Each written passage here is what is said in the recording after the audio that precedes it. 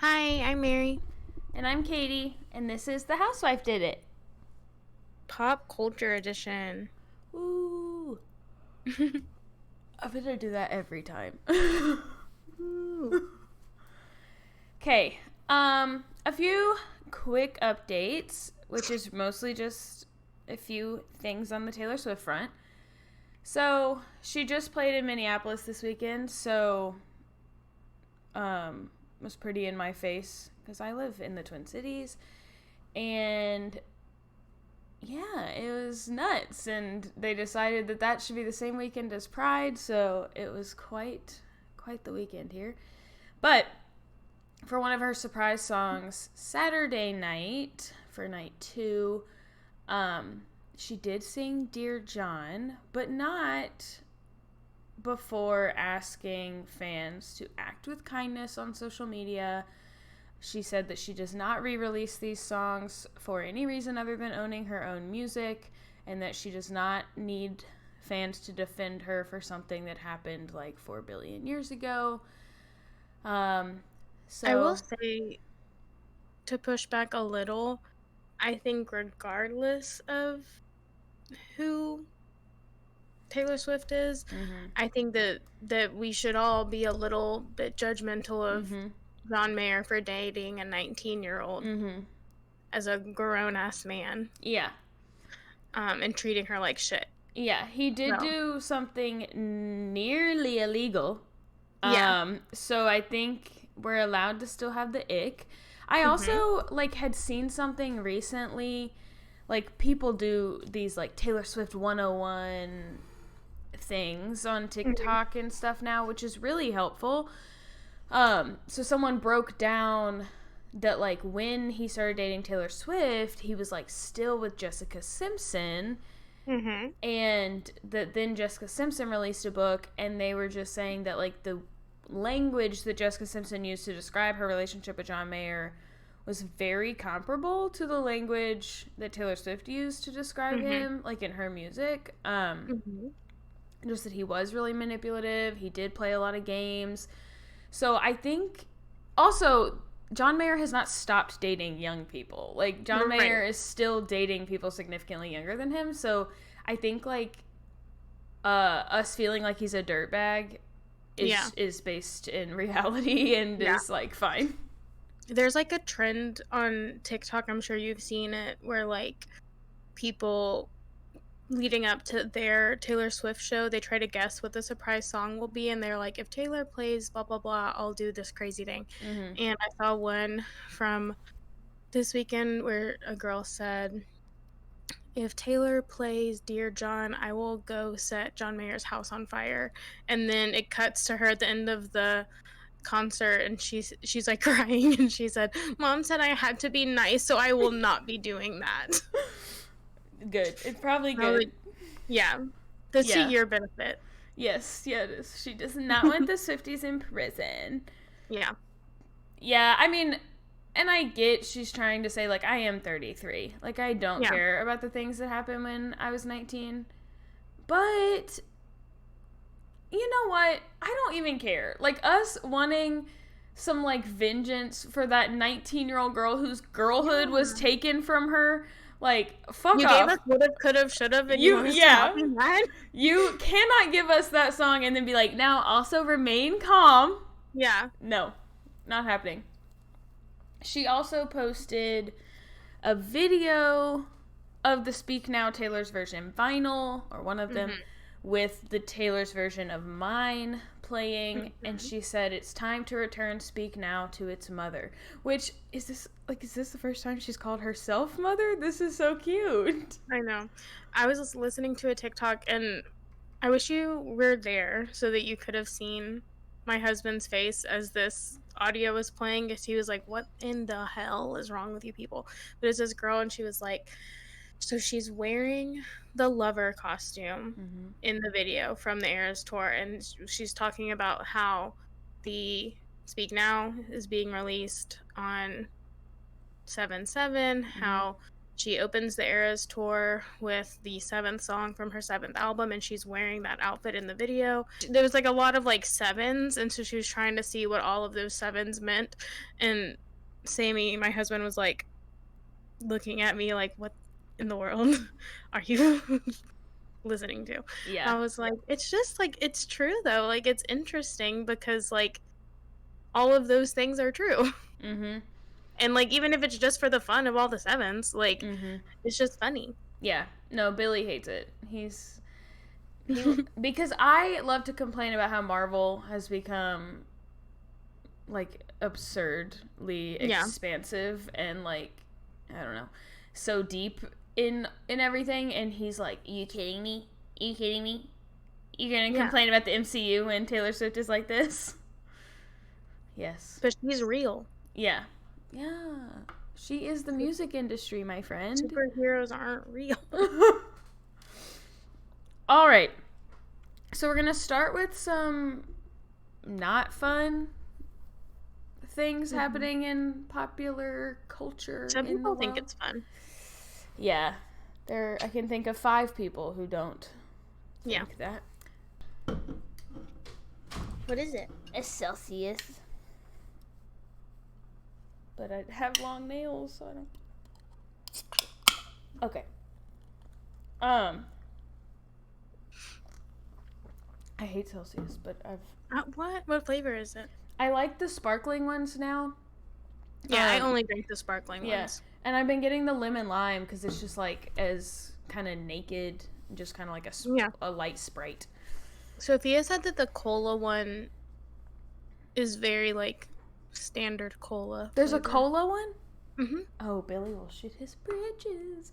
It's just like the can, and it just has like bubbles on the front. Nice. I've never had it. I don't think I would like it, but yeah. All right, maybe we'll leave some of the bloopers in. Not for a Celsius. Yeah, Celsius, you fueling our show. So we're gonna start with this Titan submarine. Ocean Gate.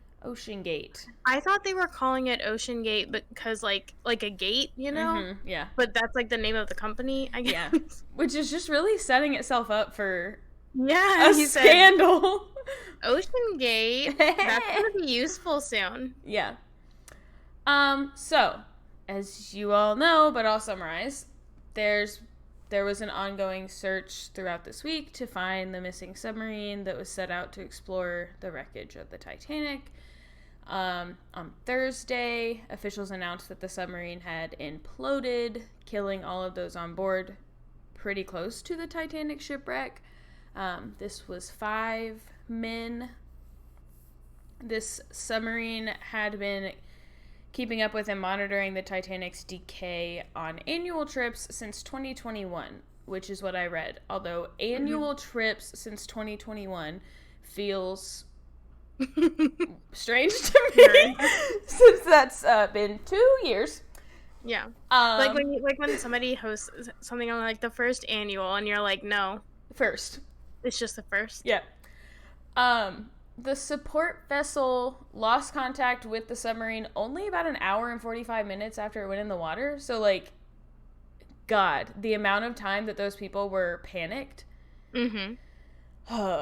But they believe that what the debris shows them is that there was a catastrophic loss of the pressure chamber, which I feel like with an implosion is yes, that's what they're saying. Pretty likely, yeah. I was just telling Katie this before we started recording. I have always been fascinated by the Titanic. I was one of those, like, not like weird kids, but like internally kind of a weird kid. Like, I was very fascinated by the Titanic. I was fascinated by Pompeii, and like I found it all very interesting. I used to read about the Titanic and like the Holocaust a lot as a middle schooler.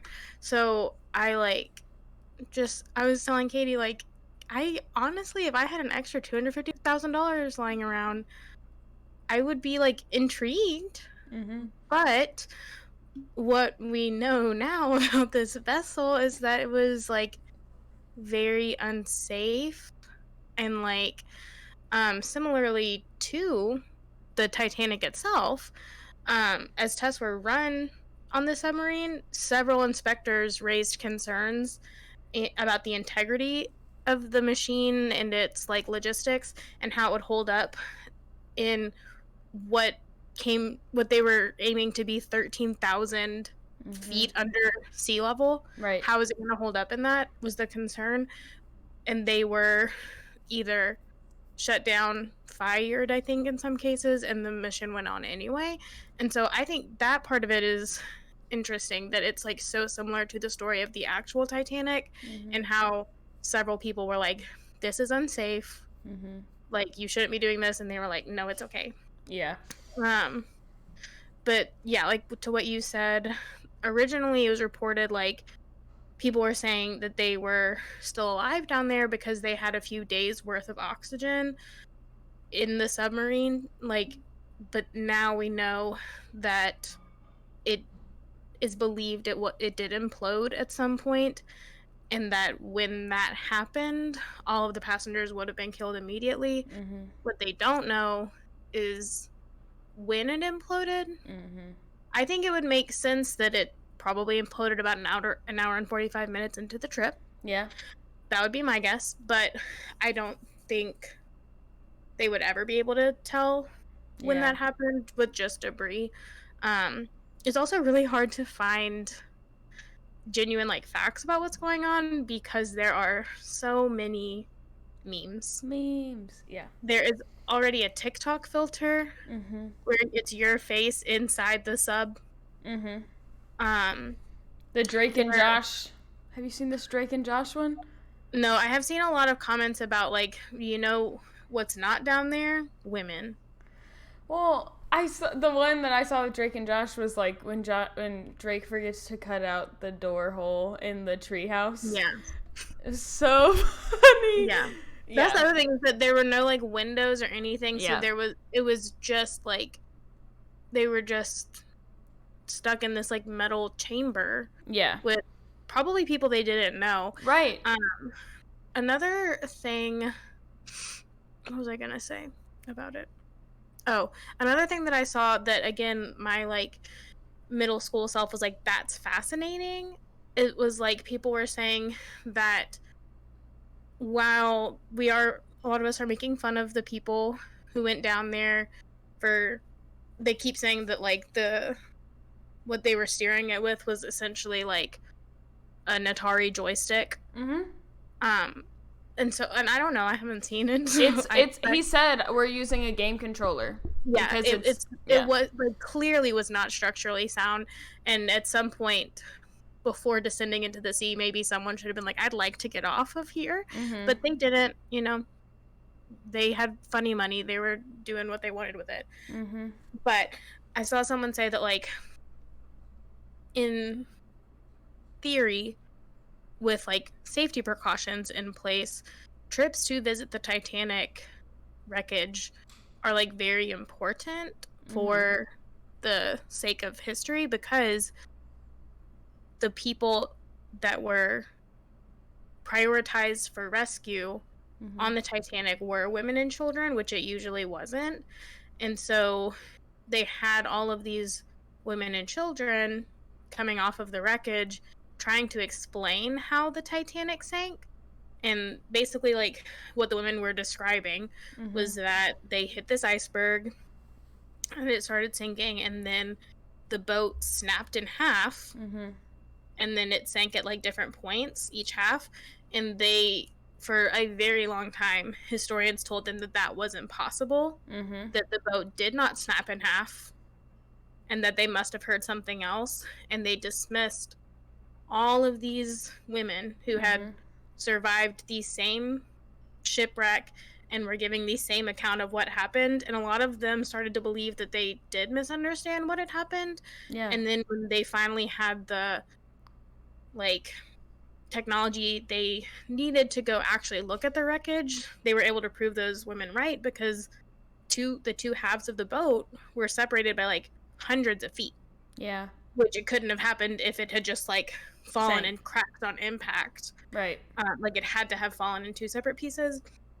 And I think that's really cool that like it's cool to be able to go see that and use it to get a fuller picture of what happened, and especially in this situation to like confirm stories from people who lived it, who weren't being believed.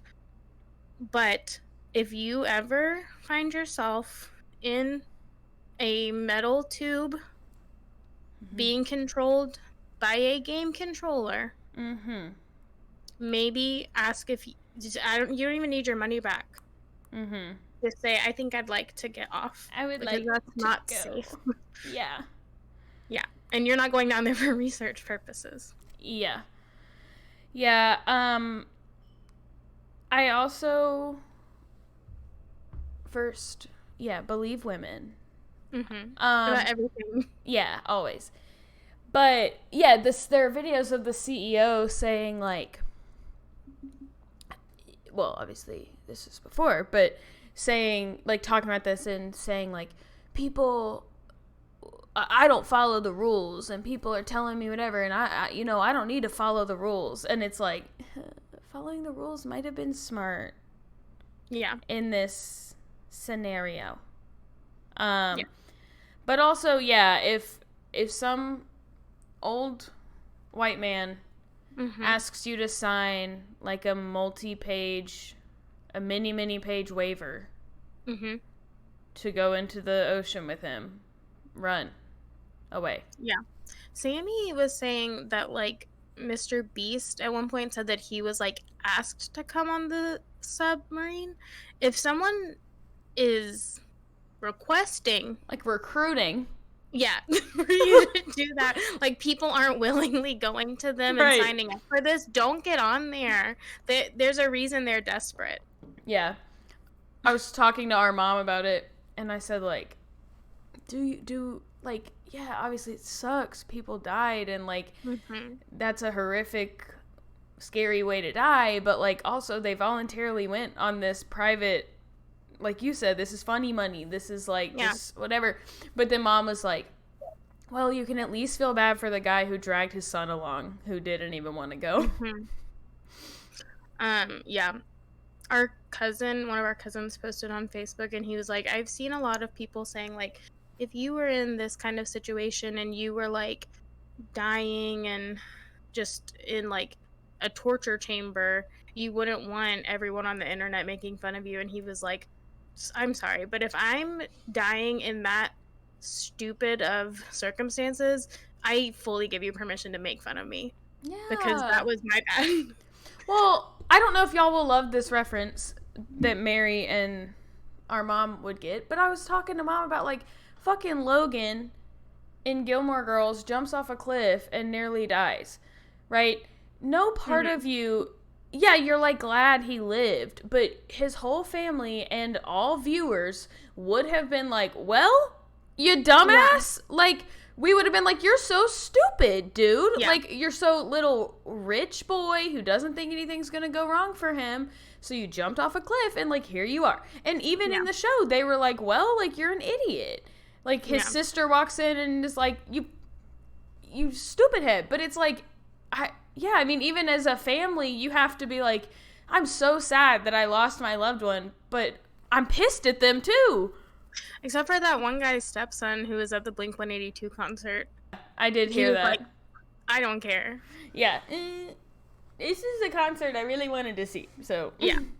Somebody wrote and made like a TikTok sound that like is supposed to sound like a Blink-182 song that's like, my stepdad is missing at sea, but I really wanted to go to this concert. It's funny. I'll end this little segment on, we are so sorry that people lost their lives, and I mean that wholeheartedly. It would not be a good pop culture podcast if we did not talk about the memes that are floating around, because that is pop culture, my friends. We didn't make them. We did not make them. We're just letting you know about them. But also, we are sorry for everyone's losses. Yeah. And we also we appreciate a spirit of adventure, like wanting to see that. Like, that is a cool thing and worth experiencing, just maybe in a submarine that's been approved. Yeah. even when you assume risks, Mm-hmm. like it's still sad when it goes wrong. Right. But yeah. All right. Also, if your engineers are telling you something is wrong, believe them. Believe women and believe engineers. Yeah. Believe experts, please. Mm-hmm. Um, okay. Next up. We're excited. Vanderpump Rules might be gone, and we're devastated, but here comes The Bachelorette. Mm-hmm.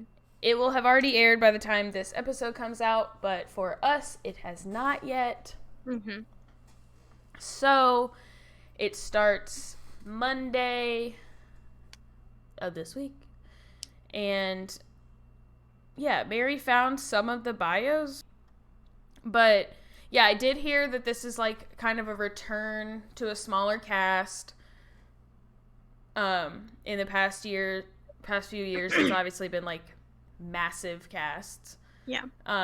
But before Mary summarizes some of these men for us, do you want to explain the Rose League and the Bachelorette fantasy team we started? I assume people can join even after the first episode, right?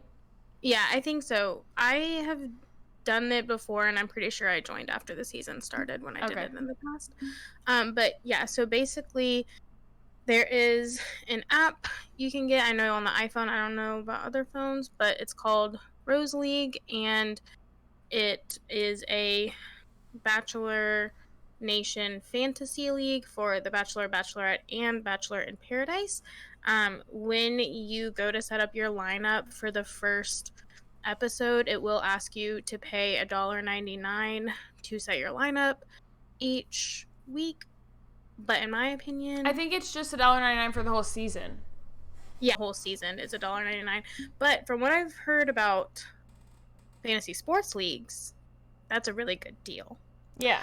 Um, if you are feeling like, I don't know what I'm going to do with this, I don't know how fantasy league works, fear not, because as someone who was recently fired from fantasy baseball for not understanding how to do it well enough, it is very easy. Mm-hmm. So let me look at my phone real quick so I can tell you exactly how it's going to work, because I can't think of things off the top of my head. So for our league, it's called Housewife Did It. And right now, the only people in it are me and Katie. But basically, what you do is you can look up our league and you put in a password for our league, which we will put on Instagram so that you can see it. I can put it in the show notes too. Yeah. So you'll put in our league name and password, and then that gets you joined onto the league. And what you do is each week you choose 5 of the remaining men at that point in the season, and you get points based off of different things that they do. So like obviously like the highest amount of points you can get is if they propose to the Bachelorette.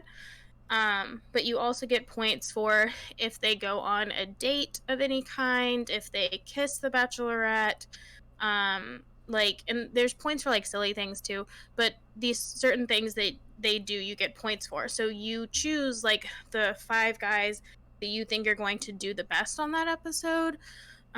Something that I've done in the past is watch like the preview clips and seen like, okay, that guy, I know that he makes it to a certain point because I see him kissing her in the trailer. So like he might be a good one to put down. Mm-hmm. And then you can enter your lineup to our league and to an overall Bachelor Nation league, Mm-hmm. and you get points and you get ranked in the league. And then there's a winner for each league at the end of the season. Nice.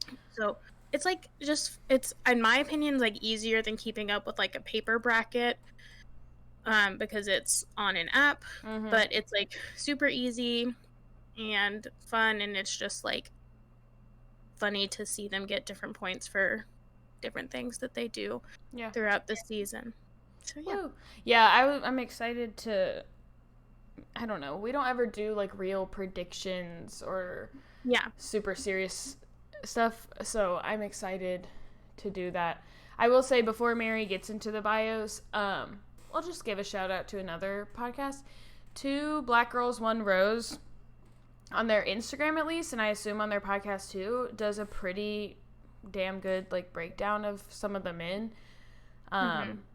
So yeah, I would go check that out. Yeah. The bios I have are just from like the official bios. So I know there are people who like do deep research on these guys to give you like really meaningful information about them. I didn't. There are also people who will sometimes make up their own bios based on pictures of the guys. I truly wish that I could tell you that's what this is, because that's what it sounds like. But it is not. These are things that these men willingly told Bachelorette producers. All right, are you ready? Yes. All right, so I obviously can't show you pictures.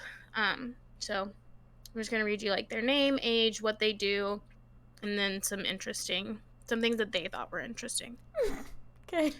Okay. So Aaron B is 29. He is a software salesman from San Diego, and apparently the most interesting thing he could think of about himself is that he eats peanut butter straight from the jar. Wild man. I know. Someone can arrest him.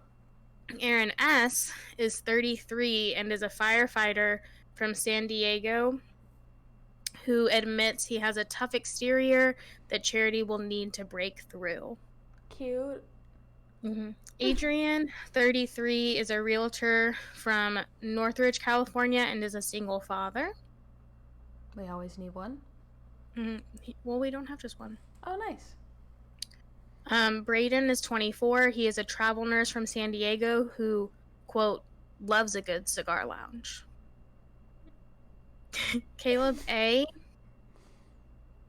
Around the time that I got to Braden, I was like, are they only picking men from San Diego, or from California? But then I got to Caleb A., who is from Ann Arbor, Michigan. Nice. He is 29. He is a resident physician. And he has a pet salamander with no name. That is a red flag if I've ever heard one. Name your fucking pets, gentlemen. I think that like he was like, I'm waiting for the right name to come to me or something, or like I'm waiting for a partner that can help me pick a name. And I was like, this isn't romantic that you haven't named your pet. It's fucking weird. That you need a mother to help you pick a name for your fucking salamander. Yeah. Caleb B is a rough 24. Like he looks old? Yes. Okay. He's a pro wrestler from Orlando who, quote, can't control himself around donuts. Is it the pro wrestler, the Orlando, or the donuts part that makes him look so bad? I know. It's the fact that he can't control himself around donuts, and then he goes and gets the shit beat out of him for a living. Yeah. Like, those things don't belong together, I don't think. Yeah. Chris, 27, is a world record jumper, which, for his information, is not a real job. Okay. He is from White Plains, New York, and drinks wine while binge watching Grey's Anatomy, which I'm pretty sure ABC paid him to say because he has no job. He is simply a world record holder. Nice. Dutton, 30. He is an integrative medicine specialist from Brooklyn who once went on a 45-day trip around Europe on a whim. I can't decide if that's a red or green flag. I don't know either, but it reminded me of when I was in church this morning. Our priest was like, raise your hand if you love to travel. And like, of course, everyone's like, yeah, I love a good vacation. And he's like, this is what he said. And there were way too many people in that church that were going, who agreed with this. He was like, don't you agree that croissants taste better in France and pasta tastes better in Italy? And he's like listing all, and like Guinness tastes better in Ireland. I was like, how have all of you been to these places? Yeah. How have you all just gone gallivanting? Yeah. How do you have the money for this? I doubt it. I don't know. Huh? I doubt it. I know. Well, in my church. Yeah, maybe. They probably do. Anyway, James is 28. He's an attorney from Chicago and is a self-proclaimed Olivia Rodrigo stan. How old is she? Not old enough to be stan by a 28-year-old. Maybe he just means the music. It's good music. Yeah. When we listen to Olivia Rodrigo, Sammy always says, I don't understand how this is her first album and it's so perfectly produced. Cute. Joe is 32. He is a tech operations director and would never, ever bungee jump. Why is that your interesting fact? Something that you wouldn't do? How many times in your life have you been... Hold on. I'm echoing again. How many times in your life have you been asked to bungee jump to the point where you, like, know, like, that's my fun fact? Yeah. I've played Never Have I Ever so many times that I've got my fun fact on deck. The E! News article I was reading about this said, have fun on your bungee jumping date. Why would you tell them that? Joey, 27, is a tennis pro from Lauai, Hawaii. He is a die-hard Packers fan, which means he's going to be a favorite in my house, apparently. Good. John is 27. He is a data scientist from New York City, and he knows all of the latest TikTok dances. Great. John Henry, 30, is an underwater welder from Virginia Beach who has only seen 20 movies in his entire lifetime. But I like that name. John Henry. But that means that he's seen less than one movie a year. Yeah. Than alive. Which, I mean, I guess maybe he's just watching the same 20 over and over again. I don't know. I don't know. Why is he counting them? I have so many questions. Josh is 28. He is a Harvard grad student from Bethlehem, Pennsylvania, who helped raise his two younger brothers and has been accepted to Harvard twice now. Wow. Caleb K with a K. Caleb is spelled with a K. And his last name is initial K. He is 26. He is a construction salesman from Norcross, Georgia, and says he is personally offended by mayonnaise. I feel like he's not alone in that, probably. No. Khalid is 28. He is a tech recruiter from Dearborn and comes from a big Muslim family and has 7 siblings. I like the ones that are just, like, real down to earth. The most important thing that he could think of about himself is his religion and his siblings. Yeah. That's awesome. Yeah. Oh, this other shit, I do not care. Yeah.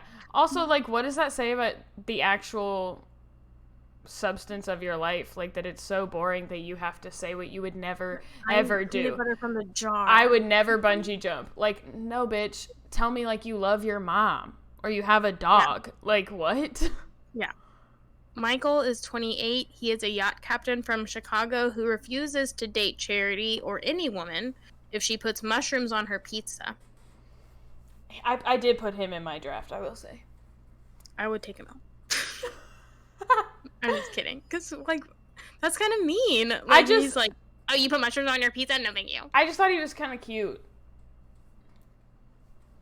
Nick is 32. He is an HR executive from Bayonne, New Jersey. His favorite restaurant is Walmart. What does that mean? Does it mean Subway? It actually said his favorite local eatery is Walmart. Okay, let me tell you something right now. In response to Michael's, I would refuse to date anyone who blank. I refuse to date anyone who would prefer to grocery shop for their food, like their lunch, than go out to eat. And if that's what you're telling me, Nick, is that your favorite eatery is to just go in and buy some groceries? Like, Walmart deli? Yeah, no, I'm out. In New Jersey, too. I feel like there are good restaurants in New Jersey. Yeah. The big city. Is he getting, like, popcorn chicken? I don't know. What's he doing at the Walmart? Yeah, he calls it a local eatery. Peter, 33, is an airline pilot. Red Get flag. out, get out, get out, get out. From New York City, who is addicted to chapstick. Me too, Peter, me too. Green flag? Green flag? Sean is 25. He is a software sales rep from Tampa who likes to dip his cookies in whole milk, specifically. Did he put it in all caps, or you did? No, I did. Because the people on the article were like, yeah, who doesn't like to dip their cookies in milk? I was like, no, that's not the interesting part. It's the whole milk part. He's wild, just like that peanut butter guy. Spencer is 32. He is a medical sales director from Moore Park, California. He is a single dad who wants to become a politician in his community, which I do not have a good feeling about. No. I don't know why. I just don't. Is he white? Mm-hmm. Okay. Tanner is 30. He is a mortgage lender from Pittsburgh who has rescued over 50 dogs with his family. Yay, Tanner! Mm-hmm. Taylor is 32. He is a loan officer from Springboro, Ohio, who likes to bump and grind. And then I put, before you ask, yes, he is. Yes, he is what? White. Oh. I said that to Sammy, and he was like, oh. I said, he's going on The Bachelorette. He said, so did Colton. It's true. It is true. If Taylor tells us he's a virgin. Red flags. Red flag. Warwick, who I think is very cute, but I think this next part is a red flag. He's 27. He's a construction manager from Nashville, but he describes himself as loyal, kind, and adorably awkward. No. Cute, but you don't say those. Say, I'm adorably awkward. And he's like, I'm the perfect balance between sexy and cute. Yeah. Okay. Listening to Tom Sandoval saying that to Ariana the other day on Secrets Revealed, I was like, this man has freshly watched Crazy Stupid Love. He was like, that's a great line. Wait, I bet she would love that. I think I'm gonna store that away. Yeah. All right, and our last one, Xavier. He is 27. His occupation is listed as biomedical science. Not scientist. No, so I don't know if that means he's still in school and like studying biomedical science, if he is a scientist, or he just works in the field of biomedical science. So I don't know exactly what his job is. He's from Carrboro, North Carolina. He is 6'6", and he enjoys knitting. Hey, that's cute. Mm-hmm. Yeah. Some of those, like the ones who like first thing they say is, "I'm a single dad." Mm-hmm. Wonderful. That should be your first priority, the first thing you want to tell us about yourself. Yeah. If you're saying, I just love to bump and grind, like, shut up. She's not going to like it. No. She's going to say, ew. She's going to get the ick. I'm really excited for Charity. I really like her. I'm, like, always a sucker for the ones who are like teachers or work with children. So like from the moment she said what her job was, I was like, oh my gosh, she's so cute. I love her. And she's got some really good options. Personally, when I set my lineup, I did only choose black men because all of the white men are the ones that had the weird ass bios. Yeah. And they looked weird in their pictures. And so I'm going to need to see them like function in reality first. But yeah, I think they're just trying so hard to be funny. Yeah. And it just it's just like giving the ick. Yeah, we had way too much fun with those bios. Yeah. So sorry for the chaos, but that was fun. Yeah, I think I picked a few white guys because I have seen clips of her with a few of them. But I was also going to say, I do love, obviously, the Bachelorettes that come on with, like, impressive / like, wholesome jobs, you know? But it does make me a little bit sad because they very rarely can sustain those after the fact. Yeah. So we were talking about that at work because Charity's like a child therapist. Mm-hmm. And like Michelle, her big thing was like, I can't film during the school year because I'm a teacher, and I have to, like, I'm gonna keep my job and I'm gonna keep doing that. And like, she is now not a teacher, but I also think like it is hard to maintain those kinds of jobs when everyone knows who you are. But I will also say I don't think that was the only reason Michelle left teaching. Yeah. Because it's like an epidemic. Yeah. Honestly. Yeah, but I also think that, like, hold on. I also think that, I don't know, does Andy Dorfman still practice? Like, I just know, like, there were people who would come in as, like, lawyers, and, like, it's hard to still do that after you're the Bachelorette. Yeah, so I just don't know. I know Kelly is still a lawyer. Okay. I think. I know Taylor Nolan is still a therapist. But I also know that, like, Tia is no longer a physical therapist, and, like, but... And I don't know how that differs for people who are leads versus, like, not. Yeah. You know? I also think, though, that, like, there are a lot of people, even who weren't on, like, a show like The Bachelor or The Bachelorette, who just in general are leaving their field if an opportunity arises where they can work from home or have, like, a... what do they call it? A passive income? Yeah. I think that's preferable for a lot of people. And so, like, I think this is one way to achieve that. But then, I don't know. I think it also just depends on, like the passion you have for your job. Because, like Noah is still a nurse. Yeah, I was going to say, like, I guess it just depends on, like, how hard you step into content creation. Like, you can choose to half-ass content creation, to just be like, hey, I'm famous so I can post a couple things and make a little money, but it's not going to overtake my job. Or you can choose for that to become your job. But yeah, we've also learned, like, recently, like, Demi has been very transparent with how little she is making from content creation and how it's affecting her. And so I think we also get to see now that it's not just, like, a free-for-all of making money for everyone that comes off of this show. And so I think it just depends. But I imagine, like, with Michelle being a lead, that she had maybe more opportunities.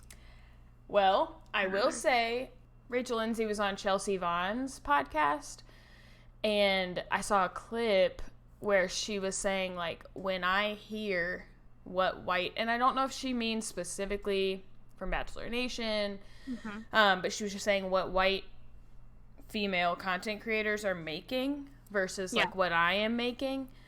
She said, like, I will hear that they're making like $1 million a year, and she was like, I have never even gotten close to $1 million a year, which is crazy because Rachel Lindsay was a lead. And Rachel Lindsay had, like, a bunch of other stuff, right? Like, she's written books. She has a podcast. She's done, like, sports commentating. She's worked on E! So it is, like, a little mind-boggling that she wouldn't be making that much in content creation. I will say, obviously, she was the lead at, like, kind of a different era. But it does make me wonder how much Michelle is actually making. Yeah. However, the flip side of that is that Michelle works for a actual Bachelor podcast, or she did. I don't know if she still is, but I will also say, like Tia has posted in the past and, like, kind of just polled her followers and found that at least, like, half of her followers did not know she was on The Bachelor.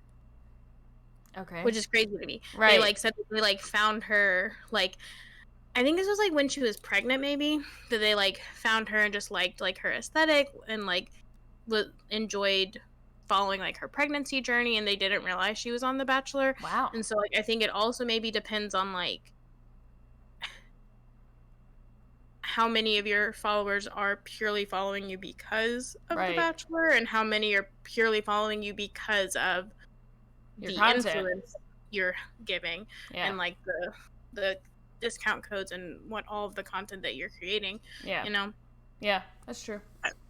But I also know that white influencers in general make Mm-hmm. more than black influencers regardless of if they were on a show. Right, true.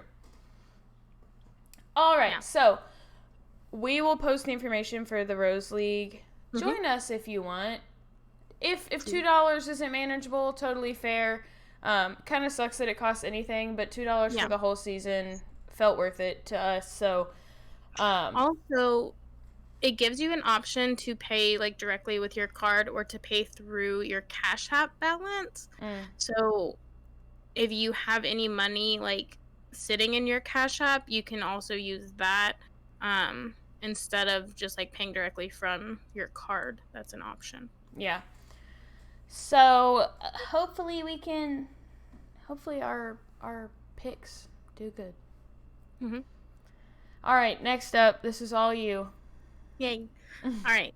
Below deck sailing yacht is now that Vanderpump is off is my favorite thing to look forward to watching every week on Bravo.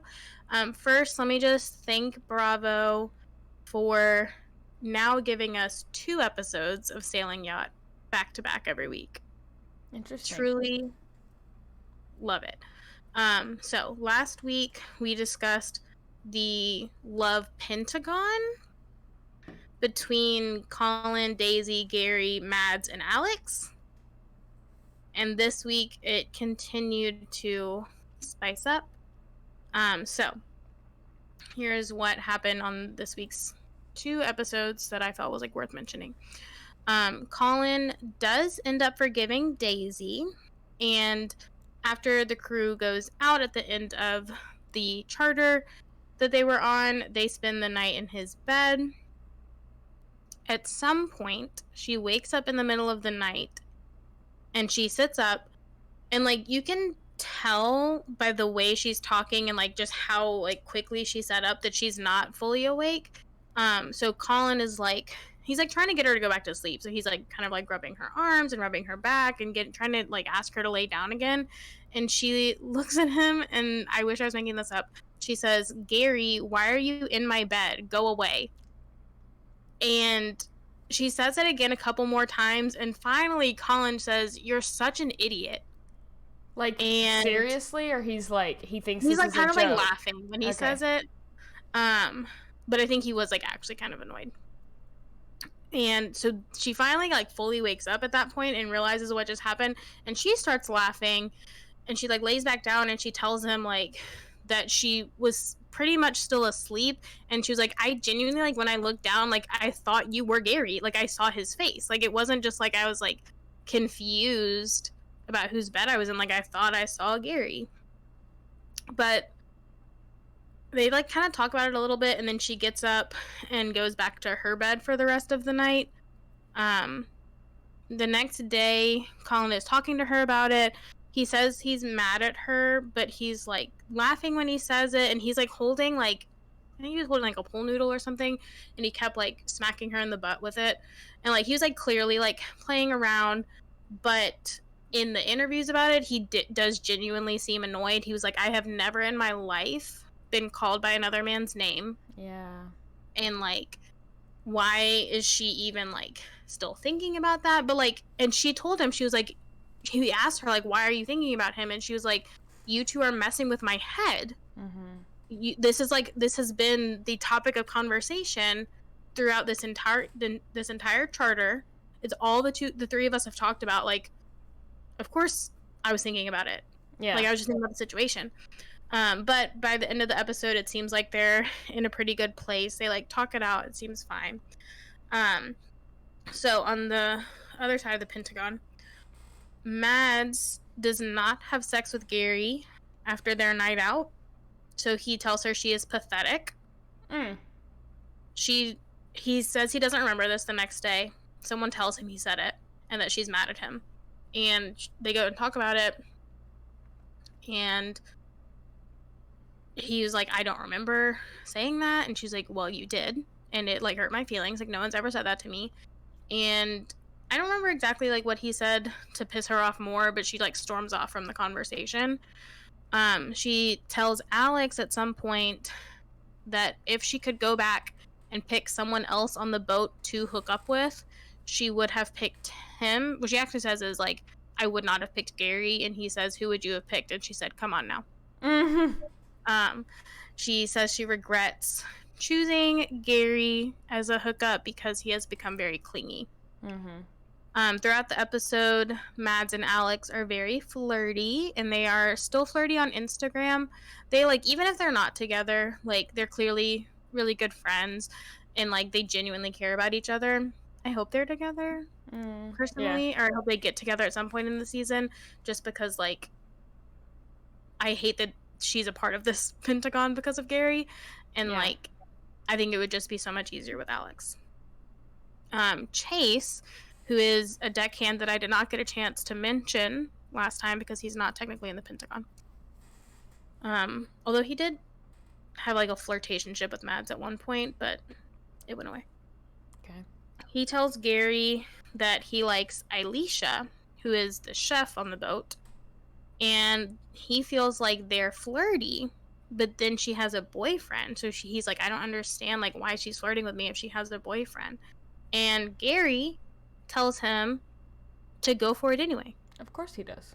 He was like, her boyfriend's on the fucking boat. Yeah. Go for it. And Chase is like, you're right. Mm. So after their night out, Chase goes to bed and he's talking to Colin. This was so funny to watch. He tells Colin that he's glad Colin is alone now, or like something along those lines. Like he's glad that they're the only two in the room, I guess. And Colin kind of like asks what he's talking about. And Chase says, like, you had someone in your bed earlier. And Colin says, oh yeah, who was in my bed?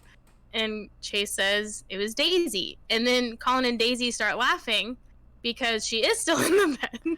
Oh no. And Chase realizes that Daisy is still there, and he was like, oh, is she still here? And he was like, yeah. And so he leaves the room. Like, they're literally just laying in the bed. They're like half asleep. And he's like, I can't sleep in here. He leaves the room. How weird. He goes to Elisha's room. Okay. And he says, hey, can I sleep in your bed? Because Daisy's sleeping in my room. And she tells him that he obviously cannot sleep in her bed because she has a boyfriend, which he knows. He's like, oh, okay, I understand. So he goes and sleeps in the booth in the crew mess, like where they eat lunch and dinner. Mm-hmm. He like refuses to go sleep in his bed. Is this the first time he's done this? Yes, I will say they have like talked in the past, him and Gary, because Colin shares a room with Chase and Gary. Oh. They have 3 beds in their room. Okay. And they have both said that Daisy snores very loudly. Oh, okay. So maybe that's why he wanted to get out of the room. I don't really know, but he was so dead set on not sleeping in that room with Colin and Daisy that he went and slept on the booth in the crew mess. He kind of like, when he was talking to Colin about it when he first went to bed, he was kind of like making it sound like he was glad like no one was hooking up in their room that night. And so, but they obviously weren't hooking up at that time. Yeah. So like, I don't know. I think he just wanted to go sleep with Elisha. Mm-hmm. And she said no, and he was like, I gotta stick to this now. Yeah. Where am I going to sleep? Mm-hmm. And so he went and slept on the booth. But so yeah, those were like the most interesting things. It was fun to watch.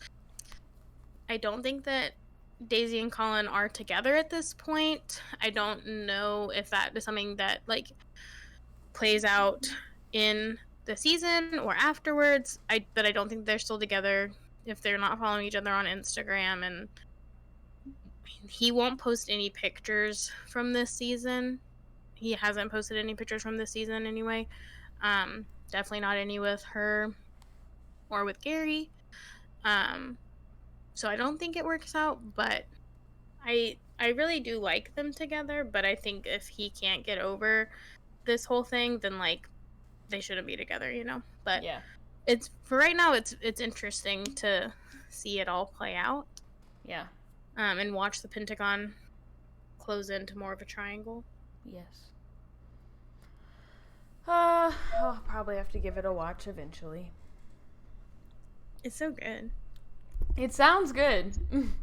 I will say also, I looked up Alicia's Instagram because her boyfriend that she's talking about on the season is named Lloyd, and there was a deckhand on a couple seasons of Mediterranean back, I think, who was named Okay. Lloyd, and so I was trying to see if it was the same one because that happens a lot within this show. But it's not because they showed a picture of him on the show. There are no pictures of Alicia with any man on Instagram. And she's Okay. not following anyone named Lloyd. So I don't even know if her and her boyfriend are still together. Maybe she's private person. She doesn't want it on there. But You'd think she'd at least follow him, I guess, unless he yeah. doesn't Maybe he have. doesn't have an Instagram. Yeah. But yes. So I don't know if they're together anymore either. But it's not the Lloyd from a few seasons back. Okay. Confirmed. Mm-hmm. All right. Oh, there goes my echo again. Okay. Next is as much of a Vanderpump Rules segment as we because we couldn't do nothing, obviously. So we've got what really is has become just a Stassi segment. So Faith Stowers she's from Vanderpump Rules earlier seasons, if you don't know. But she has now set up a GoFundMe to raise money for her to sue Stassi Schroeder. Mm-hmm. She says, so for context, in 2020, Bravo fired Kristen Doty and Stassi Schroeder when it was found out that they had called the police on Faith, the only black Vanderpump cast member. They called the police back in 2018. It was found out in 2020. They were fired. But Faith is now saying that Stassi continues to make terrible, non-factual, and ignorant claims in her 2022 book, Off With My Head. I will say, I've read Off With My Head. Mm-hmm. I might have to go back and look because I'm not, immediately recalling what she's talking about. Yes, Stassi talks about the incident, which I understand can feel problematic by itself, that, she's making money off of, telling about this incident. But she talks a lot about, being canceled and, how awful, that was happening at the same time as COVID and, what that learning experience was like for her. So I don't really know what part of that Faith is upset about. I don't imagine she would have mentioned this in Off of My Head, but does she at any point in the book mention, Faith's history with, Jax and Brittany? Is maybe that it? Maybe. Yeah, I'd have to I don't know, because I don't want to reread, but... Yeah, even if she did, everything that was said about that situation was on true. The show was said by Faith. And was true. So it's if they're bringing up things that did happen... The only thing... I think I read somewhere that she's saying that Stassi, either implied or said that, Faith did have a criminal background or, did have a history of, felonies as maybe, a way to justify why they called the police on her. Yeah. But I frankly don't remember that. That's not to say it didn't happen in the book. I just, I don't recall that. But... Anyway, both Kristen and Stassi have apologized, but Faith says that Stassi has taken steps backwards when writing about the incident in her book. Faith is currently seeking $20,000 to get the book removed from shelves or to get the removal of anything that mentions her or relates to her out of the book. Mhm. She would also like all of the royalties of the book to go to a quote a charity or family of her choice. Um, and as of the time that I checked this, which was like Saturday, I think she had raised $6,700 out of the Mhm. 20,000. So, thoughts on that? I don't know. I think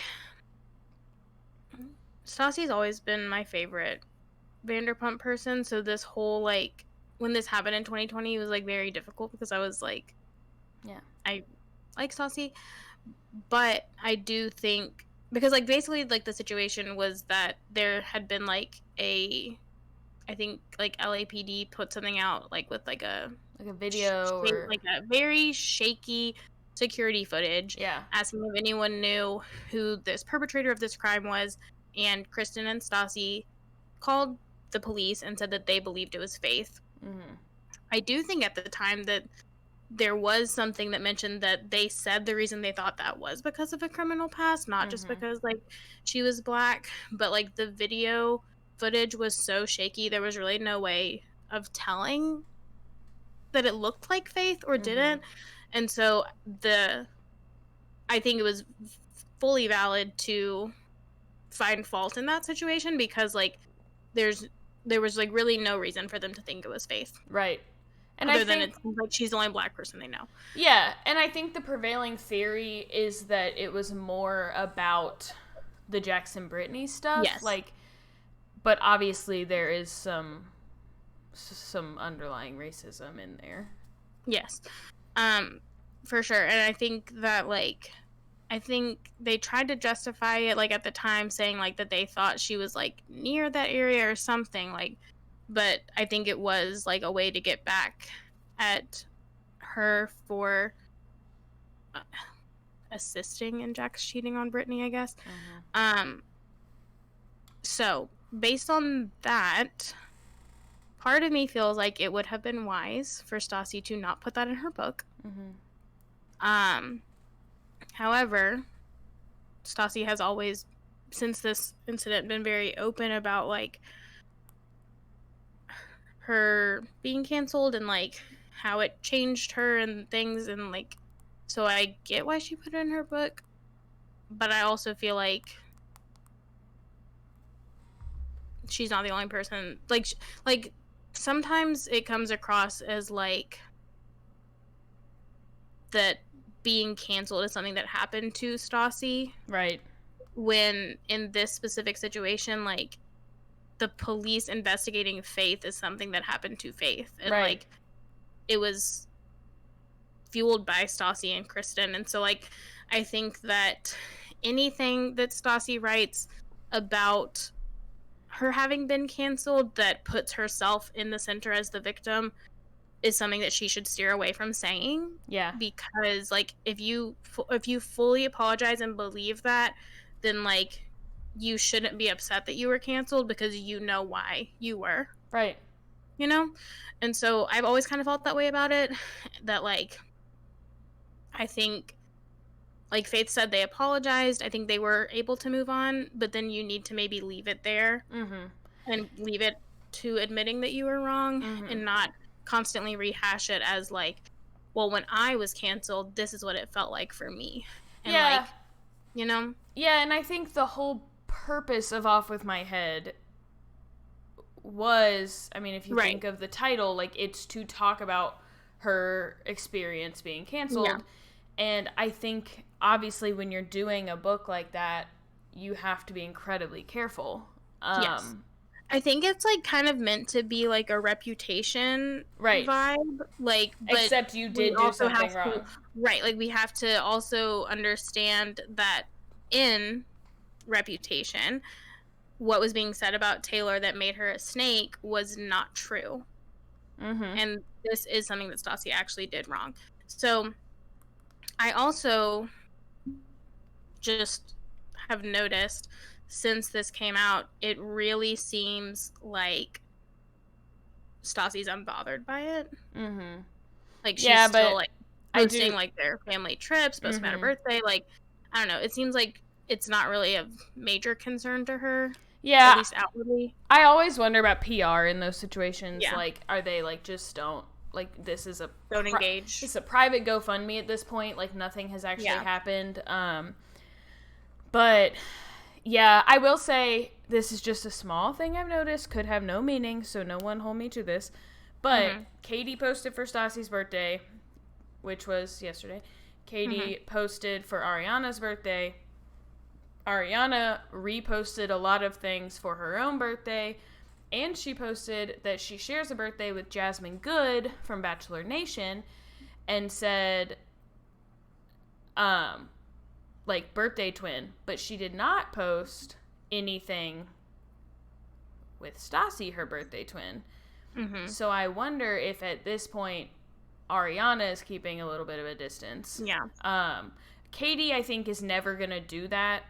No. Or, like, not right now, you know, like, she's not going to abandon Stassi, but I think, like, Lala didn't post anything, Ariana didn't post anything, and Ariana, we do know, like, rides for, like, has been known to ride for, like, Faith and Billy Lee Mm-hmm. and all these people on the show who have been shit on and ostracized and stuff. So I think that makes sense that she's, like, really not trying to get on that side of things. Yeah. But I wonder if, Stassi's PR strategy here is to just act like nothing's happening, but then other people's PR might be saying, like, I would distance myself. Yeah. I think, like, I know a lot of people talk about, like, how much they hate, like, cancel culture, but I think that, like, people who are, like, fully canceled and, like, for lack of a better word, like, permanently canceled, it's the people who did something wrong and then continue. Double down. Yes, to do it wrong. Yeah. I've always kind of felt like with this situation specifically that, like, I think Stassi and Kristen could chalk this up to ignorance. Yeah. Like, that they made a mistake, that they were being petty for their friend, that they weren't thinking about the consequences that this could have on Faith, especially from the perspective of white women. Mm-hmm.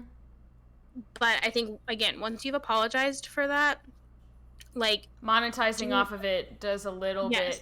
bit, like, take away what you apologize for. Yeah. And, like, continuously, like, if you want to say, like, people were mad at you for a really long time, like, that's fine, that's true. Mm-hmm. But, like, putting yourself as a victim for being canceled, I think, is one of those things that allows it to spiral out and to become a more permanent cancellation. Which I don't... Whereas, like, people who do something wrong and then apologize for it and, like, mean it sincerely and are able to move on from it,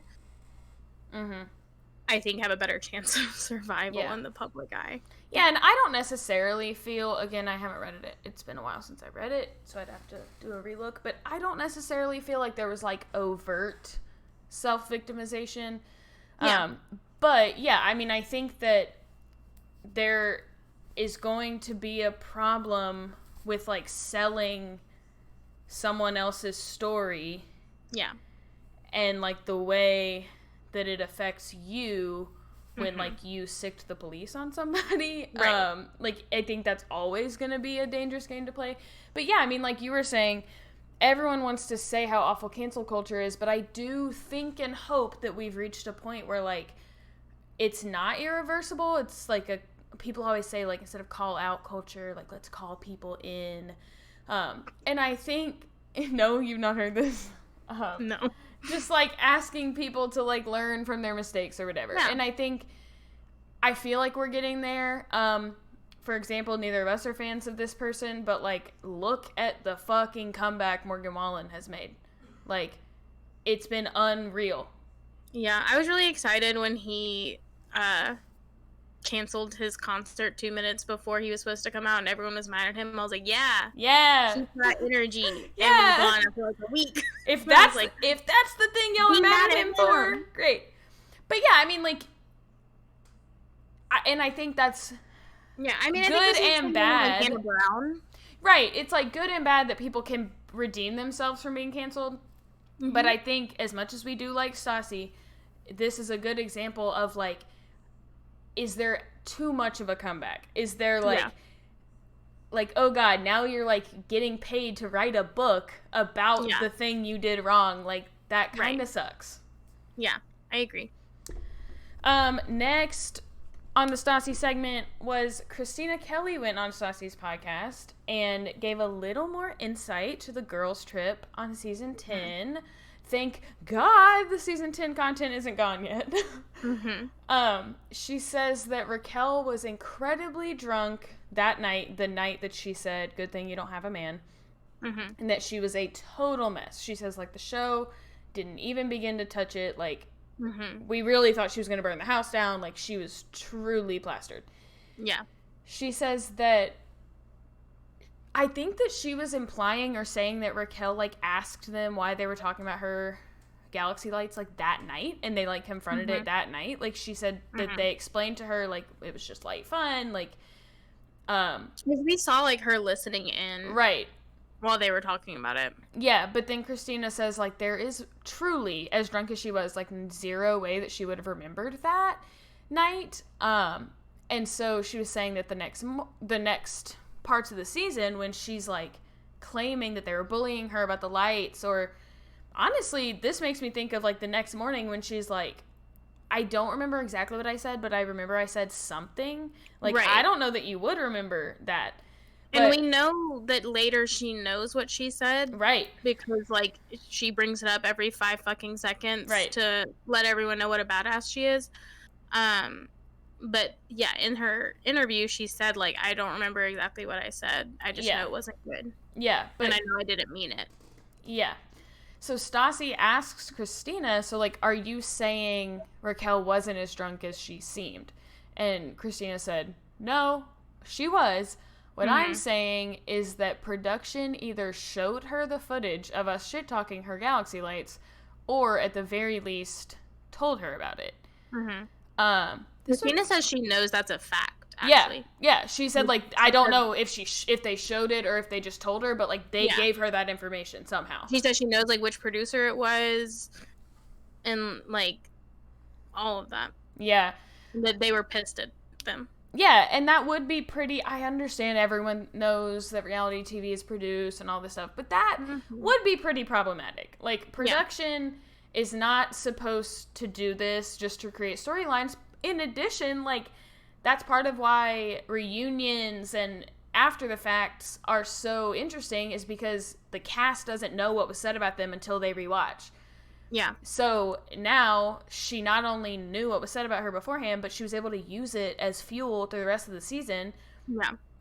And not that it's, like, fair to shit talk her when she's incapacitated and then be like, man, but you weren't supposed to know. Like, I get that sucks, but it's, like, also taken out of context because producers must have said, like, they were being so mean about your galaxy lights. And they weren't. Like, they were just saying, like, this bitch has fucking galaxy lights. Yeah. I also think, like, and Stassi points out that she has, like, never heard of production on Vanderpump Rules doing anything like that. Which, like, she was on when the show was, like, really being, like, amped up to have a good run because it was brand new. So the fact that this is, like, the first time they've done this is, like, shady, obviously. But I think we also have to take into consideration, like, Christina Kelly was saying that, like, Raquel was so drunk she couldn't, like, hold herself up. Like, she could barely walk. She was spilling the food she was reheating everywhere. We also saw, like, she reheated and ate everyone's food. And then apparently spilled half of it on the floor. And was like, thank you for telling me I can't put foil in the microwave. Right. So, like, she was, like, clearly so drunk. She's also not someone that they are super close to. And I imagine she was annoying the shit out of them.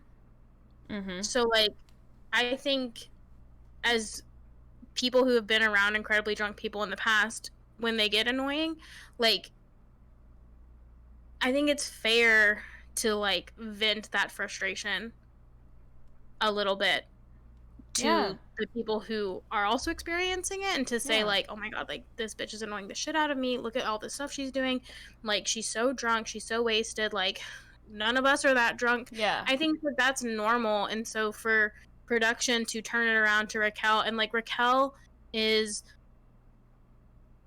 so sensitive already. Of course she's going to hear that and be like, oh my god, I'm being bullied. Yeah. Because like she wouldn't be able to see it as like I was being annoying. Like, I don't blame them.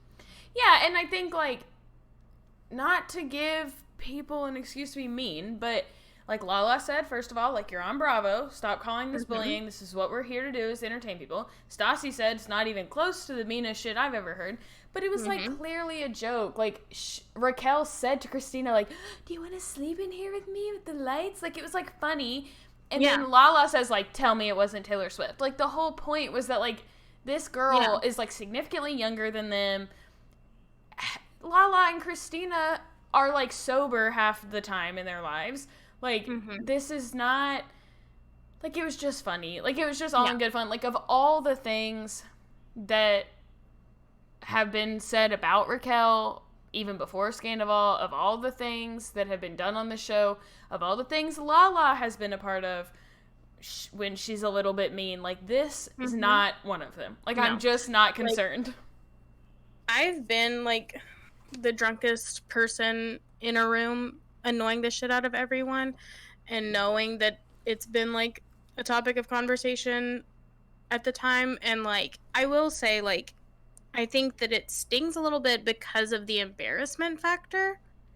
Like, oh, like, I got so out of control, like, that feels embarrassing. It is a little hurtful to know that like people were annoyed by it so much that they were talking about it, but I also can recognize that, like, it's not because they hate me or like they're like ganging up on me. It's because like I was acting like a fool.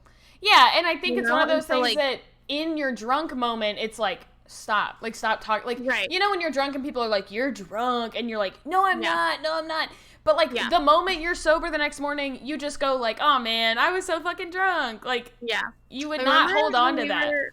Remember when we were in Colorado and we were at dinner and I was like so stoned, and you like texted our mom and you said like, Mary is so stoned, and I was like so mad. I was like, come to the bathroom. I was like, that was not nice of you to say. Like, I'm just a little hungry, I'm just a little sleepy, I'm fine. I wasn't. No. Like, I didn't remember how we got home that night. Like, it was the first time I'd ever been high, and I had way too many gummies, but like, I wasn't fine, and I was acting like a weirdo, and I was being like very like clearly high. And so like, but yeah, at the time I was like, I was embarrassed, and I didn't want to like admit or be perceived as being too high because we were in public. So like, at the moment I was like, oh my god, like, she's lying. She's lying, saying that I'm not okay when I am okay. And like, now that I'm sober from that moment, I'm like, I was being being crazy. Like, I looked crazy. The most offensive thing you can say the most offensive thing you can say to a drunk or high person is how drunk or high they are. For sure. I was like really, I think also though I was trying to convince myself that it wasn't that bad. Like, I was like, I think I told you at one point, like, you were like, your eyes are so bloodshot, and I was like, my contacts are dry. Has nothing to do with that. Now I know that makes my contacts dry. It's a connected thing. But like, you would do or say anything to like convince the people around you that you're not being that embarrassing. But you also have to be able to laugh at yourself at some point, and I don't think that Raquel can, because she is so incredibly stupid that to laugh at her at any point in time is to mock her stupidity. Because it is all centered around that. Also, though, Tom Sandoval has been spotted filming for season 11. They've also postponed his Most Extras shows coming up so that he can finish filming season 11. So we have that to look forward to. I am Have a so. season to look forward to. Yeah, I'm just so honestly bummed that we have to watch Yeah, the Toms again. I'm so sick of them. But that's good. That's good. It's Yeah, being filmed. for Woo, sure. woo, woo. All right. Anything else? I don't think so. Okay. Well, our Bachelorette episodes are gonna be a little wonky because our episodes come out on Tuesdays, which Mm-hmm. means that every week we will be 1 week behind. So please do not Mm-hmm. make fun of us when we have predictions that the next week are proven very wrong. Yeah, when we're like, "Oh my god, I Nick love is so so and awesome," so. and then the episode before our episode is released, he like shot someone in the face. Yeah, And we're like, "Sorry." yeah. So we'll be behind, but cut us some slack. Yeah, All right. We'll see you Friday. yeah. Bye. Friday. Bye.